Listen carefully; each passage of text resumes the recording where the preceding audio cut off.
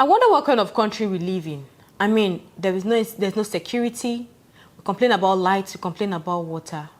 But then, if there is something the government can just say, you know what, in as much as people don't deserve it, let me just give it. It should be security. Let's not forget how the past government called the youth of this country jobless and be lazy. Forgetting that the government is not even doing so much for the youths. These youths are thriving, they are struggling on their own, they are struggling to be there. But then it feels like the government are just turning blind eye. Is it until there is no youth and then we are ruled, just we keep getting ruled by old people and then there's old people in this country? Because tell me why prominent youths are always getting kidnapped, they're always spied, and the government is quiet. Say Anambra State, for example. I don't know what their governor, His Excellency Charles Soludo, is doing. You can't tell me he's not seeing what's going on. In as much as his children are not in the country, when you're governing a state, these people become your people. They're supposed to become your family. You don't turn blind eyes to these things. So we know Fish Magnet. I mean, his videos have been trending. We see how that guy has been so consistent with his business. We see how he has been pushing. You see the content he has been making just because he wants to survive in this kind of country. And all of a sudden, we heard he was kidnapped. And returned by...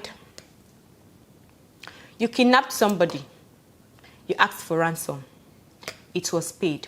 You stick by this person.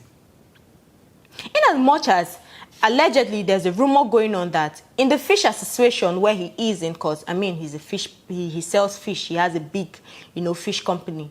They don't like him because he sells cheap. He tries to, do his business in the softest way possible. Of course there will be jealousy. So going to the extent of kidnapping this person, and then the government is still not even saying anything. Are the fish organization not supposed to even be investigated? This person came out as a promising young man. He's doing his business. And then there's somebody at the other hand who is jealous, who just say, okay, this person, I need to take him out of my way. Why don't you go and hustle now? If you hustle, you won't be looking at another person that is hustling and minding his business. So this guy has been trending, and we've even seen Very Dark Man crying because of this guy. Because, he's a prominent guy, and he promised to give Very Dark Man fish, and this fish now could not get to Very Dark Man. So Very Dark Man was crying and said, oh, he's going to go to Inanambra, what's going on. And apart from this Fish Magnet case, I've seen videos of people in Inanambra that was even being beaten. And when you go to read, okay, what happened, you're not seeing a just cause. This person was carried. This person too spoke to my sister. What's the forces in Inanambra doing? What are the forces in Nigeria doing? Let me divert a little to Decca.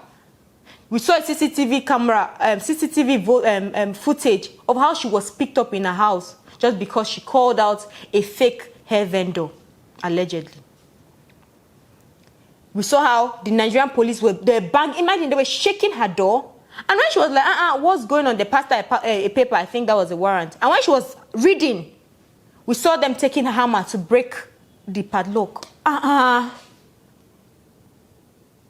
We see these things every day and we just keep quiet.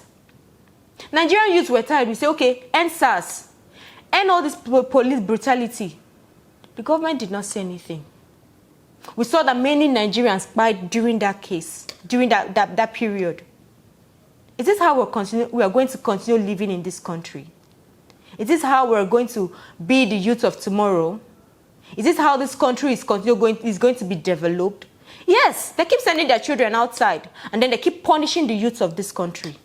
It's too much. And then the 2027 election is going to come out, and then somebody is going to come with manifesto. I will do this. I'll give you. Just tell us the truth. If they're going to give us bad road, say, I'm coming and I'll give you bad road. Let's understand you. Let's know you. Let's know that this is who you really are. Don't come and say you give us good road and tomorrow you're taking the road. You're even taking our houses on top. Nigerians do not deserve this. And I just feel like the government should say something. The state governor should say something. The president should say something. They're not blind. They're saying this. But let me know what you think in the comment section. Do you think it was jealousy from one of his colleagues? Or do you think it's just the normal insecurities we're facing in Nigeria? My name is PG and I'll see you in my next video.